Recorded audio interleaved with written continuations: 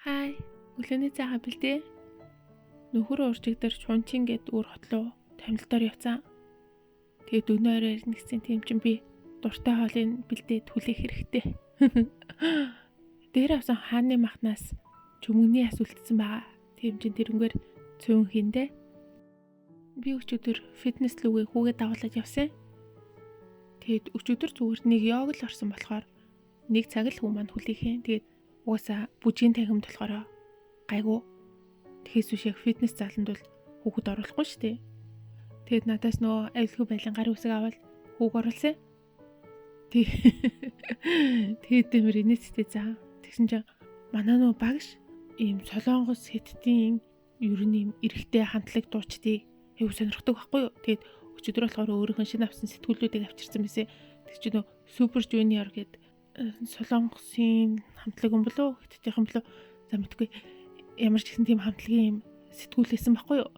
Тэнгүүтээ багш тэр хамтлагийн нөө нэг гишүүнийхэн зургийг заагаад би энд нь хамгийн дуртай энэ хамгийн царайлаг нь гэдгээр нь би харсан чаа ялцчихгүй амар царайлаг залуу. Тэгээ угаасаа л наач хамгийн царайлаг юм биш тэгээ яриа явжсэн чаа. Манай нөө би өмнө нэг ярьжсэн да. Нөө нийгмийн айдастай нэг охин байдаг гэд. Тэгсэн чинь тэр харангуудаа. Гэхдээ над бүх залуучууд чинь бүгдээрэнд нь Африк залуучууд дуртай. Гэтэхгүй юу? Ёй, бүр юу ярьч ба? Амар тэнэг цаад юу яриад аа?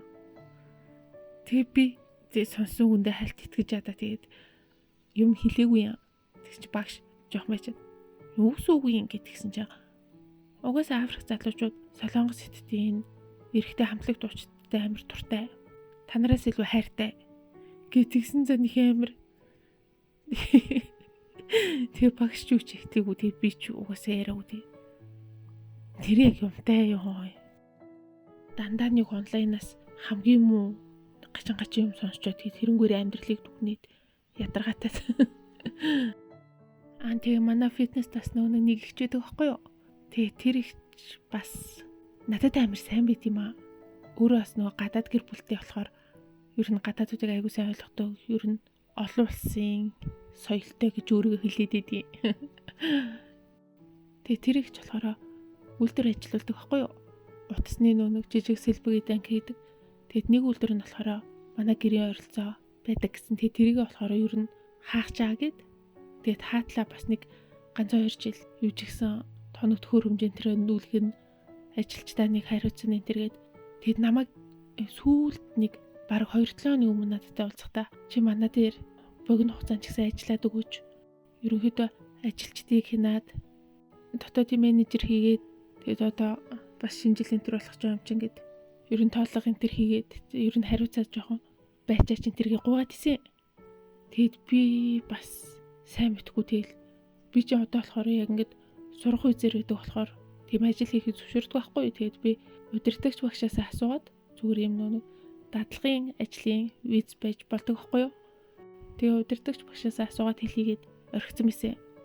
Тэгсэн чи хариу өчигдөр таарчаад удирдагч багш юу гэж юм надад хүн хэрэгтэй шүү чи хурлаарэ гэд би яг дээр жоохон сэтгэл хөдлөөд ингээд гуйлгацсан болохоор жоохон сэтгэл хөдлөөд нэг асууйгээ хэлцэн. Гэхдээ гэртээ очиж бодсон чи угаасаа манай багш надад зөвшөөрөхгүй за чи урдах судалгаануудаа хийсэн юм уу гэх тэнгуут нь би үгүй гэж хэлнэ. Тэг яах гэдэг ингээд надад угаасаа зөвшөөрөхгүй. Тэгэж манай нэг ангийнхан бол ер нь л ихэнхдээ судалгааны төслүүд дээр аль эсвэл за яхав нэг хеттийн төрийн одоо статистикийн хороо судалгааны төв төслүүд дээр хаяа нэг ингэж дадлагт гардаг байхгүй. Тэгэхээс биш ихэнх нь ер нь гардгүй юм. Гарахыг зөвшөөрөхгүй. Угаасаа доктор ч амар их судалгааны шаардлагатай байдаг болохоор ер нь завгүй байдаг болохоор тэгэд ер нь намайг тэгж гуйвал манай удирдагч багшлаа зөвшөөрөхгүйсэн. Тэгэд би гэртээ очиод угаасаа ботсон ч угаасаа зөвшөөрөхгүйг нь мэдээд би багш руу асуугаачгүй. Тэг өчигдөр нэг хичтэйгээ таарсан чи намайг яар болсон энэ төр гэхлээр нь өө манай удирдагч багш зөвшөөрөөгүй гэж хэлсэн. Угаасаа тэнд чинь ингээл хууль бусаар ажиллах зөвшөөрлөхгүй ажиллах боломжгүй шүү дээ. Тэгсэн чинь тэр ихч би бас өөр үйлдвэрүүдээ хянаад гадаа дотоодын худалдаа энэ төргээд юуроос амжихгүй байна уу гэлтэй хэлээ. Тэгээд нөө бэрийн хажуудлын үйлдвэрээ одоо ингээд он гарч амжиж ажилчдаа нэг шагнал урамшуул тооцоод өнөр навч хоолнд орох морох гэсэн нэг ажлуудыг чамайг зөвшөөрүүл ингээд аваад явчих гээд хэлье гэж бодож ирсэн. Ингээд тэгэхээр би угаасаа чадахгүй ах уу энэ төр. Тэгээд тэр талаар хальт ярьжсэн чинь манай нэг бас фитнес өөр охин нэг жижиг компанид ажилладаг юм л дээ. Тэнгүүд тэдний угаасаа яг тэр компани болохоор худалдааны компани. Тэгээд хүн цөөхөнтэй яг 5-6 хан л хүнтэй. Тэнгүүтээ ер нь хятадууд ч гэхдээ яг ингээд шинэ жилийн нэг сүртэй тэмдэглэдэггүй. Шинэ жил гэдэг нь ер нь цагаан сар болчихдог байхгүй юу? Тэнгүүтээ тэр компанийн удирдлага нь менежментийн зарлаа ер нь бууруулах айгүй сонирхолтой байдаг ингээл дээ. Ер нь хөвчлэн шагнал урамшуул нэмэлт юм ерөөсөө өгдөггүй. Тэнгүүтээ бүр цагаан сараар ингээд ер нь ихэнх компаниуд ажилчдаа ингээл нэгдсэн хоолнд оруулах ч юм уу эсвэл ядаж ингээд бэлэг энэ төр өгдөг байхгүй. За ядаж л Евэн тэрний тэгэл нэг ядаж л 50,000 төгрөгнөөс дээш үнэтэй нэг тийм бэлэг өгч юм те. Тэгсэн чи тэдний компани болохоор эмэр нийтдээ ер нь жил болгонд хийдэг гэсэн. Онлайнаар оноо ингээд ажлынхантай хамт гаргадаг гэд тэд гэр гэрээсээ за тэнгүүдээ ингээд ээлжлээд дуулдаг ч гэх шиг ёо. Тэгээд ингээд бүгдээрээ гэр гэртэй байгаа уух юмнаас ингээд аяганд хийгээд компьютерын хажуу тавьчин за тэгээд онлайнаар тулгадаг. Ятаж уух юм аваад өгч болтгүй юм уу гэсэн чи үгүй колач авч өгдөггүй. Тэгээд өөртөө ядаж нэг кола аваад тэгээд тэрийг онлайнаар тулгадаг энэ гэсэн. Бас амар нарийн компани.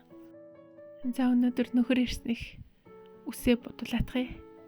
Энэ ихтэй нөө хөөсөн бодог болохоор гайгүй амархан байх. Гэхдээ би энийг нэг өмнө нь 100 яг өөрөө бодсон. Тэгэд өнгийн хараад ямар тэнэг юм гэж бодсон чинь амар олон хүмүүс нөө комментэн дээр үгүй штэ өнгө чинь чамд амар гой зөгч чинь гоё байна гэдгсэн чинь би дуртай болсон за. Гэхдээ зөхгүй бол та нарыг дээ гэж.